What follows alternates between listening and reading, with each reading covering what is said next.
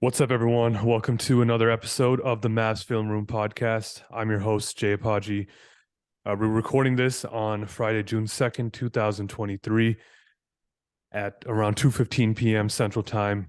It's the 12-year anniversary of the Mavericks' incredible Game 2 comeback in the 2011 NBA Finals, but that was a really long time ago. We're actually here to talk about the 2023 NBA Draft, which is happening 20 days from today. So on Thursday, June 22nd, that will be a big night for the Mavericks as they're picking 10th in the draft right now, as you guys all know at this point. And to talk about it, we're joined by a special guest. It's NBA draft expert and a host of the Locked On NBA Draft podcast. It's Richard Stayman, and you might know him better as Mavs Draft on Twitter. Richard, thanks for joining. How's it going? Hey, it's good. This is a different environment for me to see you since we've been going to the gym playing basketball together for the last 6 months. Winter's work, baby. One day we'll recreate the video. Yeah, one day. We're also joined by Vinay and Fazil. Guys, how's it going? Gentlemen, how are we? Pretty good. I think it's getting closer to the most exciting time of the year, I would say. I mean, I guess obviously, if your team is playing in the finals, that would be the most exciting time, but not our team, right? So I think the draft and free agency is obviously going to be huge for getting our team back on track and hopefully back into playoff contention next year. So I got a few names that I'm interested in talking to Richard about. And we could start maybe with your guy, Vinay. So we reported yesterday that Gradey Dick, who is a wing from the University of Kansas, was visiting with the Mavericks at their facility yesterday. And, Gradey Dick has been commonly mocked at number 10, but it's also been reported that the Mavericks aren't terribly interested in picking him. But I do think it's worth probably discussing what his fit might be in the event that reporting is a smokescreen. Yeah, I mean, for me, with Gradey Dick, I think first and foremost, my take is due diligence. You gotta cover every guy that's in the range, right? You can't just go, oh, we don't like him, therefore we're not going to bring him in. It's very rare that a team does that. So with Gradey, I mean, he's got good size. He's about 6'7", measured a little bit underwhelming at the combine, but did all the shooting drills. He was mostly good. He shot 10 out. I think he shot 100% on the free throws. I don't remember the quantity, but I know he was one of the few that did. The shooting touch is there. He is purely a combination of size, shooting, and feel for the game. His fundamentals are incredible. Always follows his shot, rotates really well on defense. And I think for him, the biggest value is going to be that jump shot, though. I mean, he's a guy who flirted with 40% from three, didn't even hit corner threes very well this year. So that's something where you have untapped potential as a shooter. Defensively, there's a lot to be desired. But again, because of his intelligence and he doesn't miss rotations, kind of makes up for it in other areas. It's good to hear as a Jayhawk alum. The two guys that Mavs fans want at number 10 are Taylor Hendricks and Jerace Walker.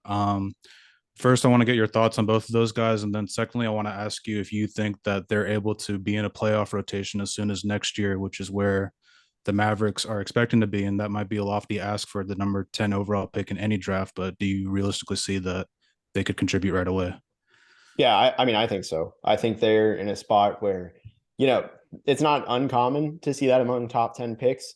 A little bit more uncommon in the back end of the top 10. But with Taylor Hendricks and Jerace Walker, I mean, they both are ceiling raiser forwards. They're guys who, especially Jerace, I mean, Jerace had to play his NBA role at Houston, where he's kind of the fourth, fifth option. He's not going to be a focus offensively for a lot of teams. And, connects the tissue though, right? Where he's going to make the extra pass. He's going to move right. He's going to finish at the rim. He's going to cut, things like that. And then on defense, he can guard anybody. He's a small ball five. He can guard some guards. He can guard wings, obviously. There's a lot to like in that regard. With Taylor Hendricks, the big difference between the two is jump shooting. That's really where it comes down to, is Taylor Hendricks is a much more reliable jump shooter. The free throw percentage is stronger. 3-point percentage is stronger. They're not that dissimilar in other areas. I think the passing is pretty close, but really, for me, the way I see it is, I mean, Taylor Hendricks was a true rim protector. He got to do more, I think, at UCF. But for me, I mean, I'm a Hendricks guy. I've got them back to back on my board, but really just the jump shooting is the big difference maker. And then on your board, you had Hendricks 6, Walker 7th, Gradey Dick 8. Do you do your big board based on like who the best players are, or do you do it based on if you're the Mavs GM? Yeah, I do just best players, but I will be releasing like a Mavs board pretty soon Okay. and Magic, because like the whole Magic Mavs.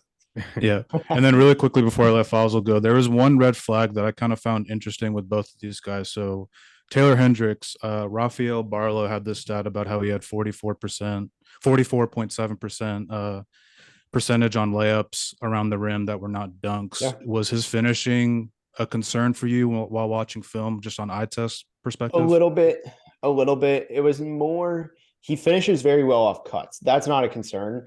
It's when he's driving, he plays a little bit out of control. Like he doesn't get when I don't know how to describe it, but like when he gets this lift, his body and his hand, like the rest of his hands or his hands and the rest of his body, excuse me, are just not at the same point, right? Where he's not as coordinated, I think, off of his own drives. Like if he has to take a jab step, 2 dribbles to the basket, it's going to be a little bit out of control. So he needs to get better at that. Part of it is college bigs. There's no defensive three in the key in college basketball. College bigs can camp the paint, probably threw him off a little bit.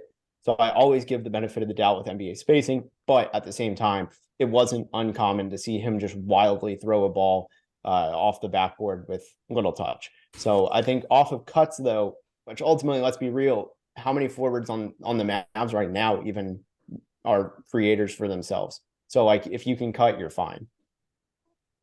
And then with Jerace Walker, the one red flag, I guess I was a little surprised that he only measured at 6'6.5" at the combine. Was Yeah. that surprising to you? I know he has a 7'2" wingspan, but that kind of seems short to me. Yeah, he was also a guy who he probably would have been better off not measuring, but I'd rather see them go out there and be confident in themselves. At the end of the day, though, I mean, PJ Tucker played the 5, Robert Covington played the 5. They're Right. not far off in height. And, Jerace isn't going to be your full-time 5. He's not a true center, but in some lineups, he can absolutely protect the rim. And it's more for him. He's a guy who's not going to deter people from coming at him, but he will impact shots at the rim. Well, one thing I wanted to ask was, I mean, it seems like the Mavericks are prioritizing like positional versatility, like maybe as a scouting department and as a team building philosophy. Between Hendricks and Walker, how versatile would you say each of them are in terms of playing like multiple positions as well as defending multiple positions? Yeah, and you're saying just like the value of it, right? Yeah, yeah. Yeah, I mean, I agree. I think the Mavs are going to go for that versatility just because right now, I mean, again, how many guys on the Mavs are truly positionless? Like Josh Green can play, I guess, 2 through 4 technically. After that, I mean, Reggie Bullock, kind of the same thing, but it's not like a skill set thing. I mean, it's more defense. They really don't have these guys who can truly scale up and down the lineup. I think that's a key thing the Mavs will be looking for in the draft. And personally, like when I'm create a Mavs board, like that's going to be the tiebreaker between somebody like when I have 2 guys ranked very, very similarly, the positional versatility is going to be the tiebreaker for me. Yeah, absolutely. Fossil, you got any questions on these guys? Yeah, so with Jerace Walker, and I guess both him and Hendricks, which one of those guys do you think would be more apt towards filling the void left by Dorian, especially on defense? I feel like maybe it would be Walker, I'm guessing. I think it's a tough question. I think it's going to be a night to night thing. Who's better on defense? Because Jerace has the potential, I think, to be a lockdown guy a little bit more.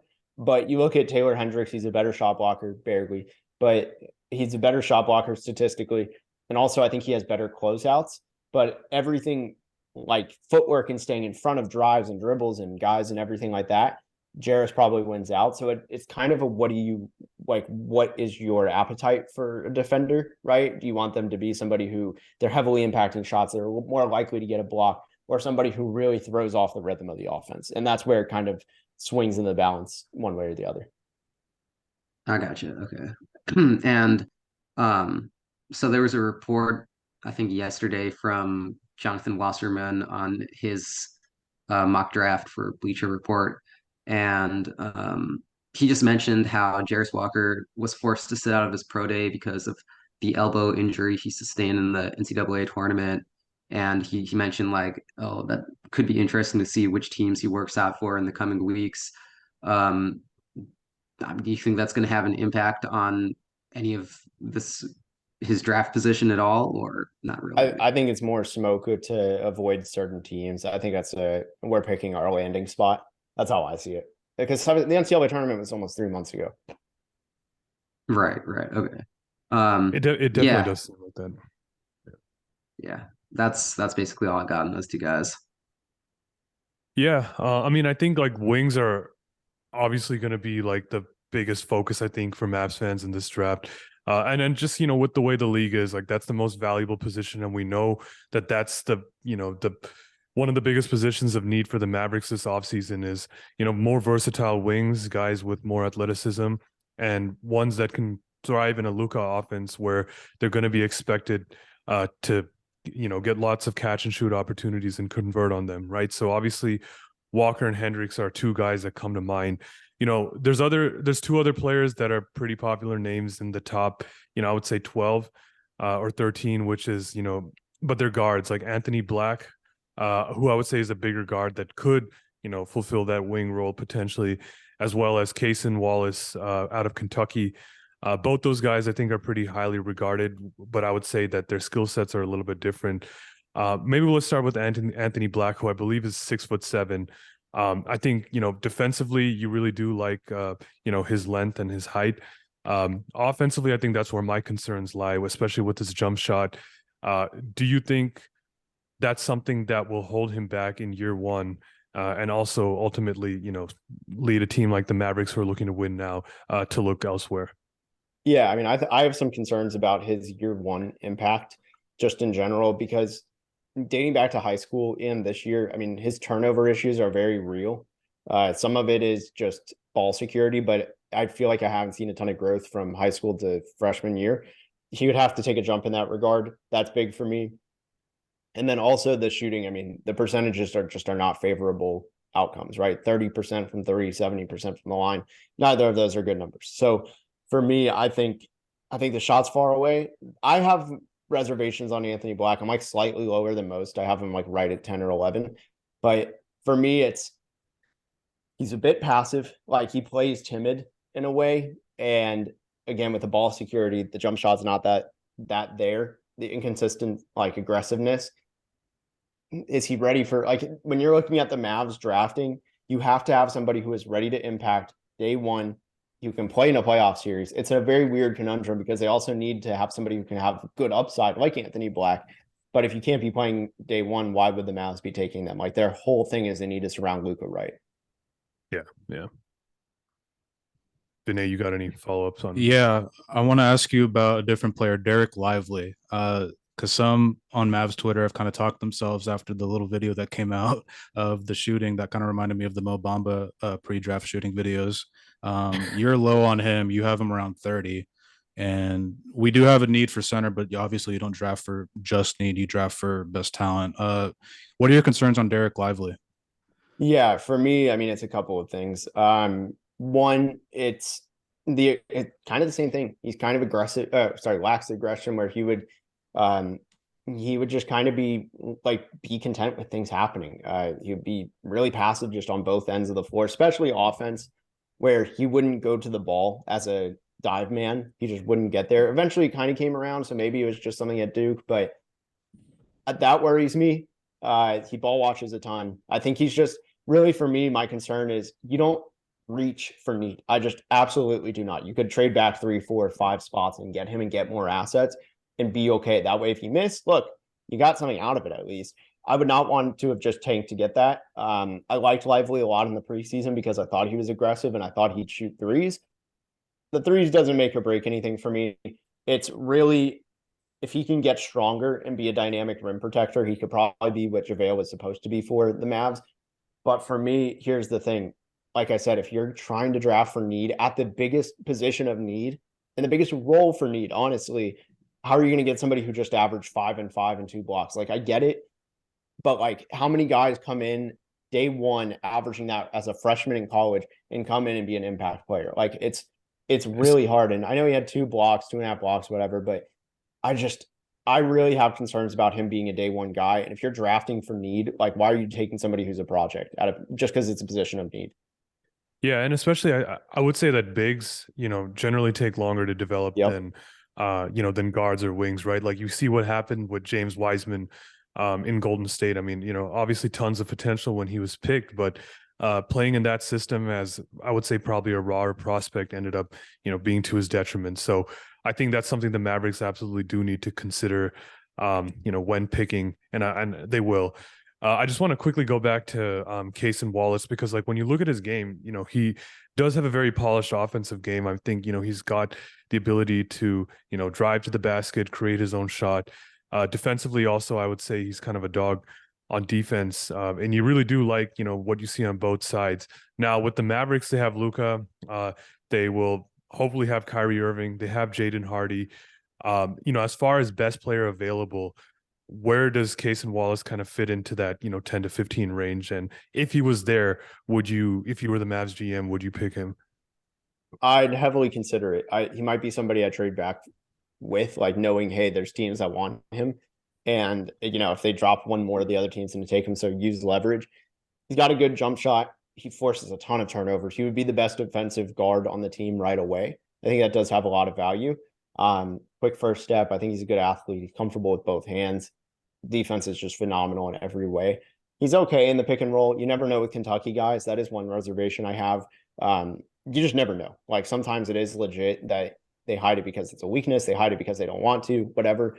But he's from Dallas. Let's learn our mistake maybe from the last time a player in the DFW area wanted to be here, say, I don't know, 3 years ago. And just spitballing here, maybe like the 30th pick or something. But at the end of the day, like, I think he'd still be a massive addition. Like, let's be real, the Mavs probably are going to add a point guard in some capacity in free agency. And I think if that that's would be the a good case, move. Yeah. yeah, and if that's the case, like I'd get ahead of that. You get somebody that's not going to cost as much, at least year one, in free agency, and you can instead just get a rookie point guard who's going to play right away, has a very clear role, and can develop into that high upside. I'd rather have him honestly than a couple of the last guys we talked about. Would you say he's someone who can maybe play bigger than his size, like on defense? Because I think that would be important if they were to pick him, right? Yeah. Yeah. I mean, his whole thing, like the play style comparison is purely like he's a lot like Drew Holiday. Yeah. I mean, yeah, he's definitely a very intriguing player, especially when you consider, Kentucky guards that were picked late in the lottery, like Shai Gilgeous-Alexander from a few years ago. Not saying that he's got that kind of game or potential, but I think certainly when you watch him, you can see how his impact is there from day one. And say that again. Sorry. No, I was just saying, like, I mean, you consider recent history of Kentucky guards that were picked late in the lottery, like Shai Yes. Gilgeous-Alexander, right? Like, I'm not saying that, he's going to become that, but you can certainly see that impact on day one when you watch his game, right? Yeah. Yeah, for sure. He's somebody who like SGA, I think was somebody that didn't have that clear day one impact, especially because his shot was a big question mark. Cason has no like noticeable flaws. Again, he's like not as good in the pick and roll as you want to be, but just knowing what these Kentucky guards, especially the freshman guards, have done in recent years that have been hidden, how can you not give him the benefit of the doubt when he has that clear cut elite role, right? Of at least a defensive stopper. Yeah, absolutely. I got one more prospect, but I just want to see if Vinay or Fazil has any questions on Wallace or someone else. No, I was going to bring up someone else, so you can go ahead. Yeah, I mean, the other prospect that came to mind for me, and only because I think it's a bit of a wild card, which is Bilal Coulibaly, who's, Victor Wembanyama's teammate for Metropolitan 92 in France, right? I don't anticipate the Mavericks picking him at 10, but he, when you watch him, you can see that there's a lot of talent and potential, but I think he's someone who's regarded more as a project and someone who projects to develop a few years down the road. But curious to see if there's any scenario in which you can envision the Mavericks targeting him. They got to trade back. It would not be a 10. It'd be a massive risk. He killed it in the second French league. Not as good not that he wasn't as good. He slowed down in the main league. Like just to compare, in the second league, he played 16 games. He averaged 22 points a game on 53% shooting, 32% from three, 6.5 rebounds, like two and a half assists, 2.5 steals, 1.2 blocks. Like he was way too dominant. And then he got up to the big leagues, and I mean, he still was actually pretty good. This is more normal 18-year-old stats in Europe, but 5.5 points a game on 52% shooting, 3 rebounds, a hair under 1 assist and 1 steal per game. So I think he's still a little bit far away, but at the same time, he turns 18 at the end of July. He's got an ideal frame. I mean, he's 6'6" is what he's listed as. I don't actually believe that. I think he's 6'7", 6'8". And he's got super long arms. Like, look, if you're looking for that international man of mystery that has a ridiculously, like, probably top 5 ceiling if everything works out, he's worth the swing. But I think you have to stay in front of OKC. I think they're the team that's obviously going to target him. But also at 10, I don't know if it's worth the risk. 2 years away from being 2 years away. Yeah, literally. There's like a less than 1% chance this guy's here, but NBA teams overthink guys sometimes. And I mean, Tyrese Halliburton won 13th one year, and he was not supposed to go 13th one year, so you never know what happens in the draft. But Cam Whitmore, what do you think about him? I know you have him 5th on your big board, but for some reason, if he fell to 10, just what can Mavs fans expect with that pick? Yeah, so an FYI, so I'm releasing a new big board next week. It'll be my last one, so Okay. I don't overthink. So I have dropped him down a couple spots. For me, there's a few things. The red flags on him, such as the passing and the feel for the game, are just ridiculously obvious for me, where he had a massively negative assist to turnover ratio. He just did not pass the ball well at all, and really didn't pass the ball. And part of that, he didn't get to get acclimated into the system, whatever. But at the same time, even when he got in his rhythm, it was him first. He plays a lot of bully ball. The shot is very real, even though the free throw percentage might suggest otherwise. He can really shoot over closeouts. The form's good. There's no reservations there. Great athlete. I go back and forth because on one hand, he's got the star upside mold, right? Where he's like a 6'7" athletic wing that's already got an NBA ready body. In theory, he should be able to play defense too. He struggles too much there. He gets absorbed by picks way too much for somebody his size. That worries me. I think also he has small hands. I think he's going to struggle with ball security. I'm not a big fan of guys with small hands in the NBA. I think that's some risk. But he's really got to iron out his feel for the game. Like, he's still 18 years old. He's young, but there are reservations there. I think he'll be gone by 10. But if you're Dallas, like, he's going to give a lot. He's going to take a lot for you too, though. And let's say the Mavericks trade back to, I mean, let's just put 20 as a number. Who are some guys that you're kind of looking for in that range, specifically for the Mavericks? At 20? At 20, yeah. Yeah, I love that range because for me, I think you're, how do I word this? Like, Mav CBA posted something today where they were like, would you trade Royce O'Neal 21 and 22 for 10 and Davis Bertans? And I was like, hell yeah, in a heartbeat. For me, it's just because 10, it feels like almost everything is a reach. You're at this weird spot where you're in the break of the tiers. Pretty much the tiers stop at like the 8th, 7th best player. There's a weird gap where it's like, okay, they're kind of at the top because their upside's good and they have to be here. But then once you get to like 12, 13, things open up again. And I guess you could reach a couple spots, but the guys I like there, I think, are too much considered reaches. So at the round 20, that's a very long-winded way to say there's several guys. Chris Murray fills a lot of it. He could be our new Dorian Finney-Smith, where 3 and D, gets rebounds. He actually has more ball skills, kind of like exactly what Dorian was at the end. I guess, I don't know how to say this right, but I guess at the end of his Mavs time. His current current Dorian Finney-Smith is, like, if you put that in a 22-year-old's body, it's Chris Murray in a lot of ways. And I think Murray has more ball skills, but Dorian developed that. Dariq Whitehead is somebody who 3 months ago, absolutely no chance to be there, but he had foot surgery. He's falling in mocks because of it. I think he's somebody, if he's healthy, he's a top 15 player, not a question about it in this draft. I also like, there's a chance Bryce Sensabaugh could be there. Honestly, I don't think he will, so I'm not even going to spend time on that. But Jet Howard is a shooter that could be there. Reservations there. And then lastly, one person I really like as well is City Sissoko from the G League Ignite. He played the whole season and for the G League at 18. His shot, a little bit worrisome, but he's got an NBA ready frame, plays defense, ridiculous finisher, has ball skills. And personally, especially after seeing how Jaden Hardy succeeded, I'm all in on the G League Ignite program. It really hasn't had anybody truly fail. Almost everyone except literally 2 players have exceeded expectations. And for me, like, when you have those guys, I mean, there's only been one drafted player that hasn't met expectations, which is Isaiah Todd. I feel like that program's set up perfectly. I would take City Sissoko and gamble on him being a Josh Green replacement or a complementary guy to him in that regard. I think they're very similar, but different in all the best ways. The top two guys in next year's draft are going to Ignite, right? So you like that move for those two guys? Yeah, I love it. I think first of all, I think they're the two best prospects, like 1 and 2. 6'10" Matas Bezelis is just a unicorn in that regard, where he's just a 6'10" creator. And then Ron Holland is like a 6'7", 6'8" forward that can do everything. And you get these guys in these professional environments where not only are they learning how to play in the NBA pace and the NBA systems, offensively, things like that, but they have a ridiculous mentorship that can really help them grow. All the interviews out there with like Pujetter, all these G League guys talk about how like Scoot's developed, and you hear him talk, and it's just like, okay, this kid just turned 19 and he sounds like a 10-year vet. Yeah. Yeah, Jaden Hardy had a lot of mature responses, like just in random Q&As and whatnot. I agree with you. Like the professional environment is, I think, a better move, I think, than going to college for a lot of guys, especially if you're as good as those two guys in next year's draft. Yep. I mean, college isn't for everyone, whether it's, I mean, just normal people like us or pro athletes. Like, I mean, it really isn't. Like, I mean, it's true though. Like, not everyone needs to do the college route, and it's really good that the NBA reflects that and has actual alternatives to it now. Definitely.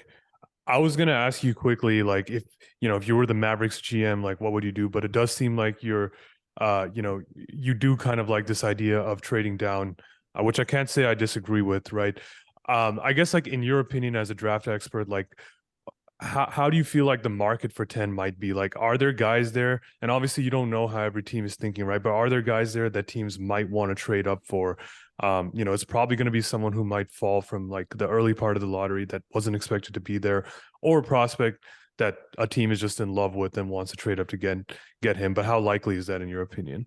Yeah, I actually think it is. I mean, for me, the feel I got, like when I went to the combine, the thing I realized talking to like people within NBA teams was nobody agreed on anything. So like that's good for teams that agree on one common thing, like the Mavs, where it's like we're open. That's great news for them.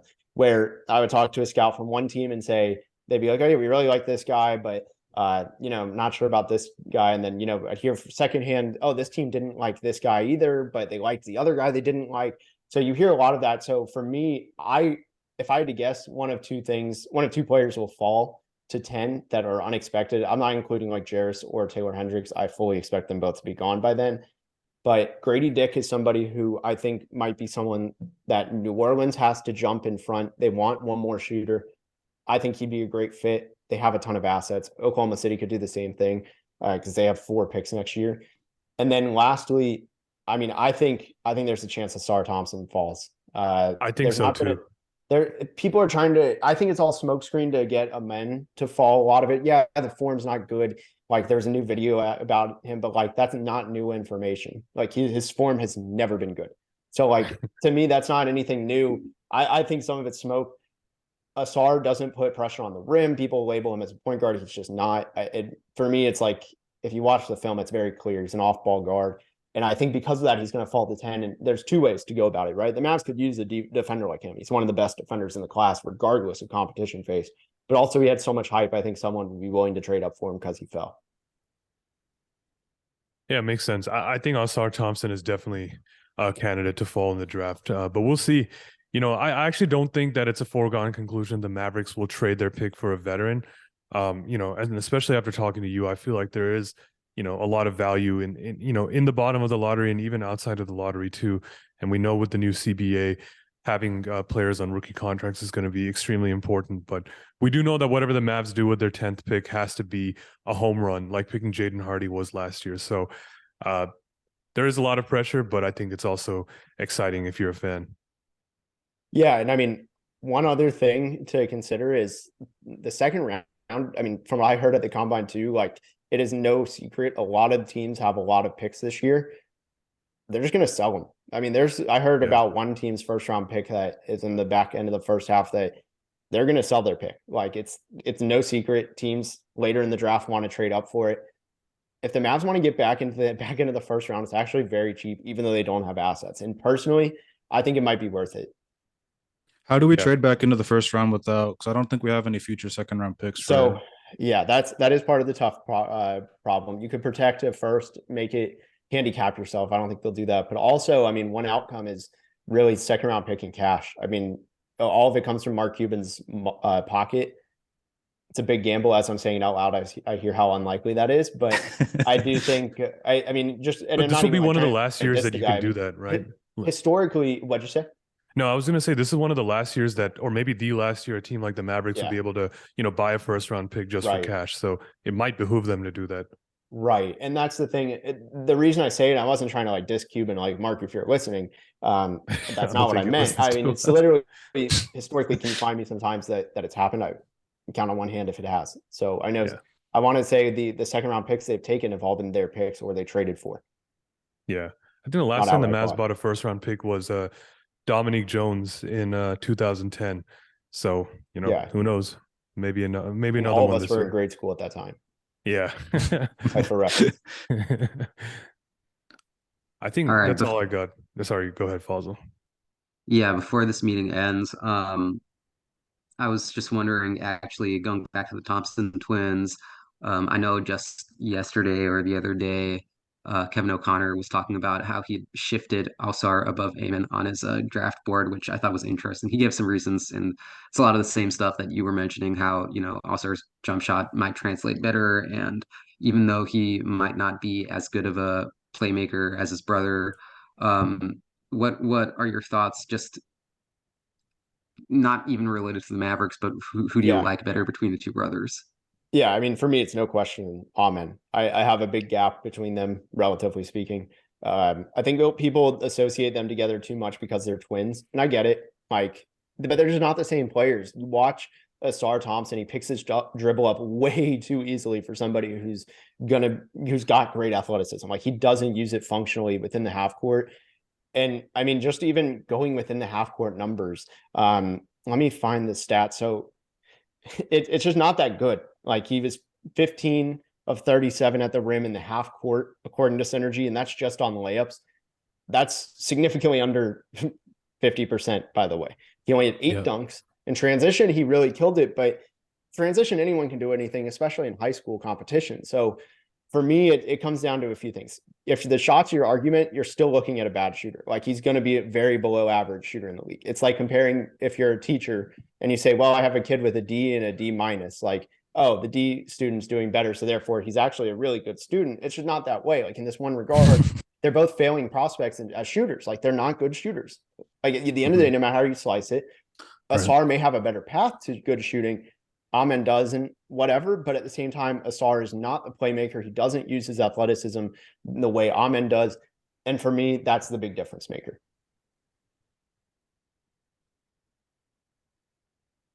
All right. You all got anything else? I think I'm kind of out of draft questions. I just want to get a 10-second answer on what you think happens with the 10th pick in 3 weeks. They trade it. Okay. That's what I think without too. attaching Bertans. That's my bold take. Okay. Very interesting. I think they will trade it, but I think they are going to trade down in the draft and try and attach Bertans or Tim Hardaway to get a team to take them. What's your prediction, Fazal?